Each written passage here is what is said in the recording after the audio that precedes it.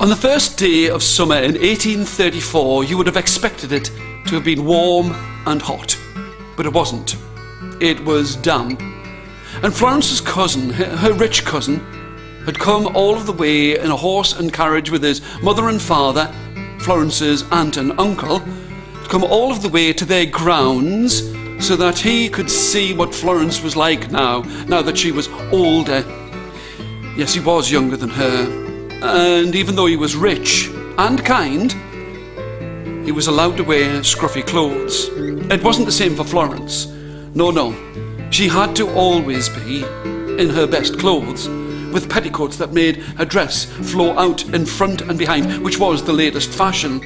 But her cousin, with a cap upon his head, and his short straight hair sticking out this way and that, and a jacket on his back with huge, bright, shining brass buttons, he was allowed to wear scruffy Wellington boots. Wellington boots on his feet. But it wasn't the same for Florence, no. Florence had to wear high-laced black shoes, and she was always told to keep herself clean. On the journey over, in the horse and carriage, her cousin had been told to be quiet. Inside of the house, they did as all children did. They were seen and not heard. And now that Florence, because she was older and bigger, she'd been given the job of looking after a younger cousin outside in the grounds of their house. Oh, they didn't have a garden. They had grounds with a well and a water pump and a small river and lots of trees around. Her younger cousin, he looked around. He saw the trees. And with his welly boots on, he started to splash. He splashed in the water and puddles. And his legs, because he wore shorts, soon became very muddy and very wet. Florence didn't really know what to do. And every time she came close to him, he would splash her. And her clothes had become dirty. And she'd been told to keep herself clean, because washing and cleaning does not come cheap. But when she looked and she realised that she couldn't change her clothes, she didn't get angry with him, for she was a kind and a loving girl. She just said, "Never mind. Never mind." This boy had eyes that darted this way and that, and he might have looked half asleep when he first came to the house. But now that he was outside and in amongst the trees and in the fresh air, he looked to the top of a tall pine tree, and there he could see a small nest. It didn't take him long to start climbing up. But muddy Wellington boots are not the best thing to try and climb in. Oh yes, he got to the top and he saw the nest.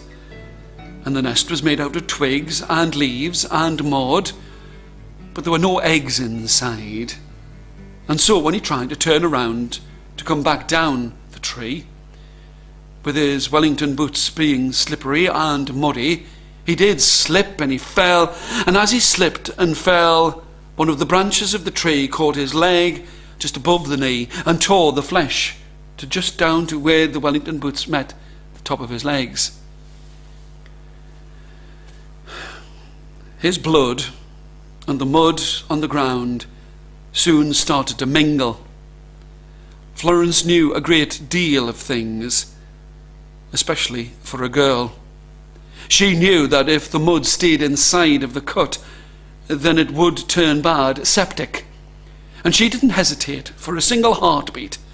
She rushed and she took a piece of cloth from off a petticoat. It was thick and woolen and orange.